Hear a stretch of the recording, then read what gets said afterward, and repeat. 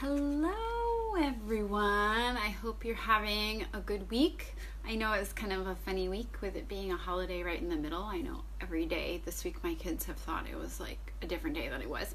But I actually had my health coaching session with Michaela yesterday, and I was talking to her about how my physical body was feeling, and she encouraged me to share my story with the group. So, I have been suffering from lower back pain for about 10 years since I was pregnant with my daughter. I'm just going to add Michaela on here. Maybe, let's see, add, oopsie.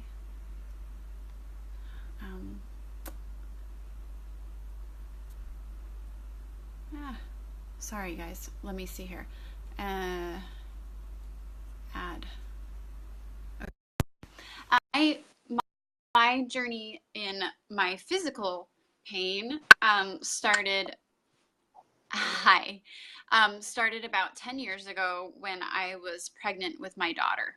And I injured my back pretty early on in my pregnancy. And then I think I never, it was actually really dumb. I injured it because I was stacking wood. Wow. Really a stupid thing. Like, don't do that when you're pregnant. So it was probably in my second trimester. And so I struggled with back pain throughout my whole pregnancy, going to the chiropractor, acupuncture, and those things did help. But I think because I injured it during pregnancy and then I had a baby, I could never focus on really healing the issue.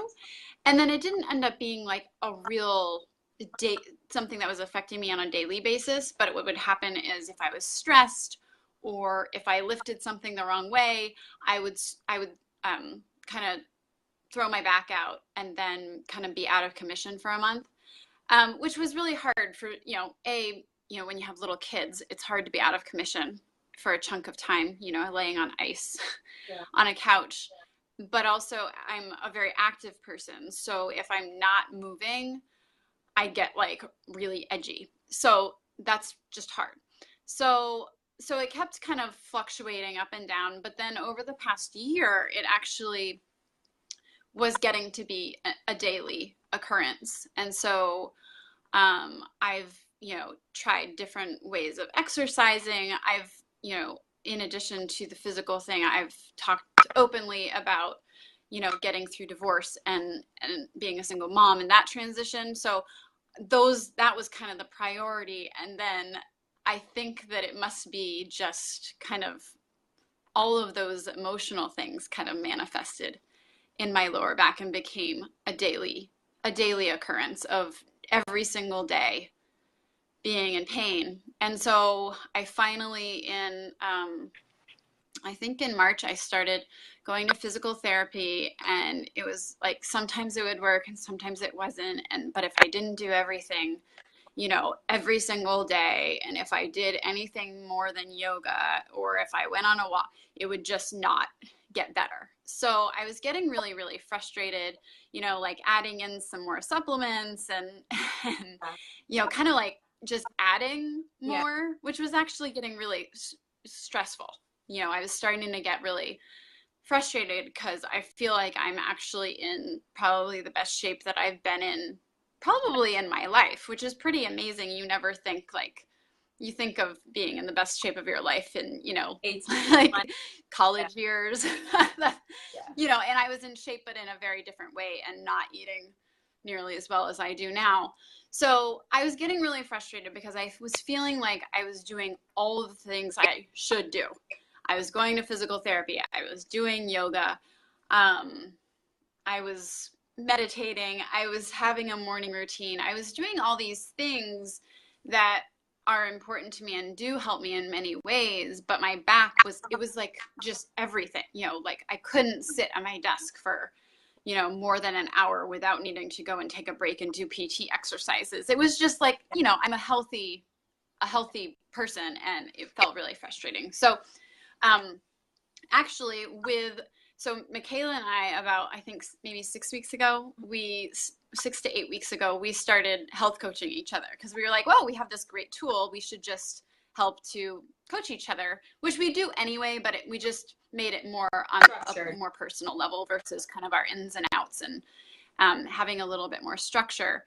And so during that process, you know, I would set little goals each session. And so it started with adding more water. So as I've shared in this group, I'm drinking probably 2 to 3 quarts, I think, of water, 32 ounces. Yeah. So I started doing that, and I'm still doing that, and I do it with infused water. And then I kind of had an aha moment that maybe, and it's so crazy because I've been so ingrained with nutrition and health and all those things. So I know all this stuff, but I had kind of an aha moment where I was like, you know, maybe this back thing is just inflammation, and maybe I can help it by shifting my diet. And I've heard so many amazing stories of healing through diet, and people that are much more debilitated than me. And so I actually ended up, I started researching the anti-inflammatory diet, and then one of my friends pointed me towards this one podcast where this woman talked about having this particular autoimmune disorder that I kind of think that I might have, but I'm not going through the process of diagnosing it. And so, but this woman literally couldn't walk in her, you know, late 20s or early 30s in a wheelchair. And she shifted her diet and was able to walk again. And so I was like, you know, like I've done lifestyle shifts, and I'm all about going kind of like all in. Once I dedicate to something, I'm all in. So I was like, I can do that. And so I decided to shift my diet about, was it 2 weeks ago, Michaela? 2 weeks ago. I think it was the last time. I think so. Yeah. Yeah. So I decided to just shift it. I'm not really super strict anti-inflammatory, but basically just paleo. And I am probably wavering between 75 to 100%. Like before, it was like literally rolling over in bed hurt. Yeah. I got up in the morning and I felt like I was 90. So just, you know, a lot of little shifts. And then the other thing that I wanted to mention is that, and then the other thing, so the things that I added in or adjusted was the water. Huh? No, and then also other things by, like, when you add certain things into your lifestyle, it naturally takes away all the other things without you even having to think about it. So you took coffee without.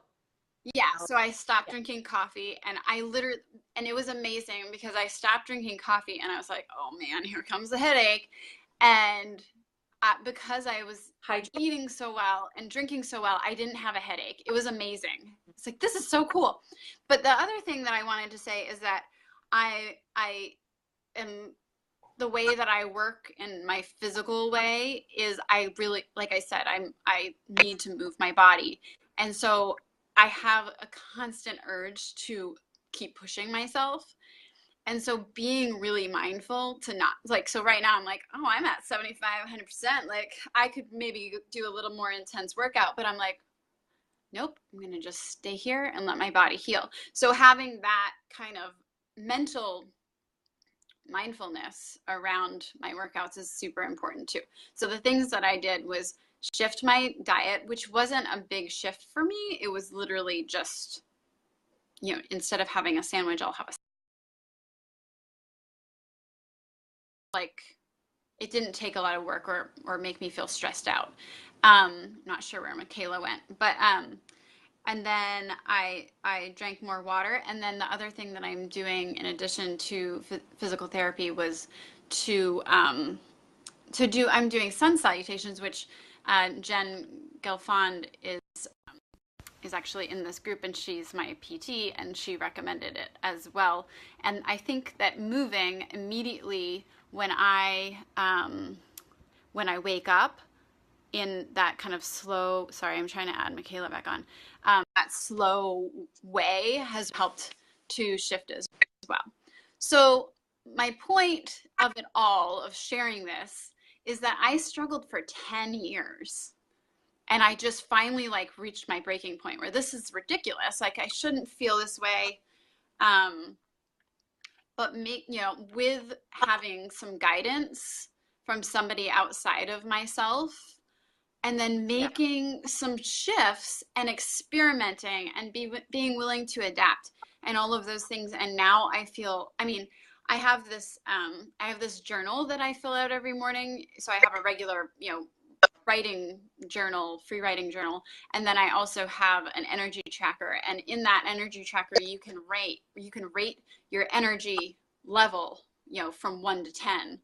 And usually mine is at the best, maybe like a 7 upon waking. And then I've been at like a 9 the past couple days. And it's like, it wasn't earth shattering, but it wasn't something that I could do by myself either. I really needed to have somebody outside of me. And, it was with the help of Michaela. It was the help of, a few other friends that have also suffered from some autoimmune issues and, digestive and, mental health stuff, and have been able to heal themselves through diet.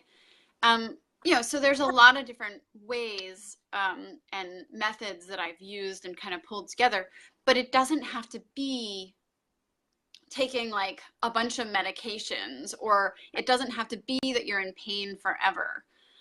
So I just wanted to share that with you because I think that it's something that everybody should hear. And I want you to know who I am, and that, Michaela and I get on here and we talk in a really positive way because that's our nature, but we've both had our ups and downs and we've worked through it. And that's why we're here, because we want to help you work through your struggles and have, less of a time period where you are struggling, because of guidance and accountability. Yeah. And I just wanted to mention that, working with Maia and working through her different changes, it inspired me to clean up my diet a little bit more. Although, her and I have a pretty good diet, on average. I would say 80% of our diet is pretty clean, but doing little shifts have I think like I'm way less bloated. I have way more energy and clarity. I'm able to do my morning routine. Like I just feel lighter, and they're simple shifts, and I don't crave food as much. We eat when we're hungry. We talk about that all the time. And so, whatever your dis-ease is, it could be a physical pain, it could be mental, it could be something with energy. I mean, you name it, it can be healed.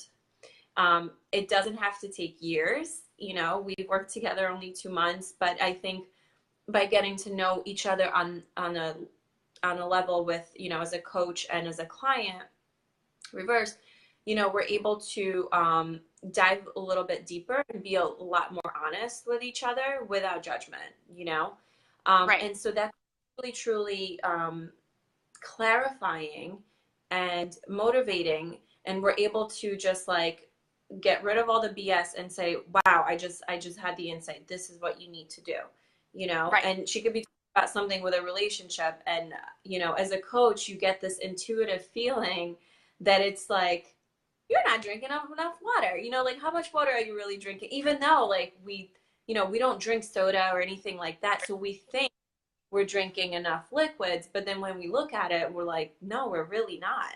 Right.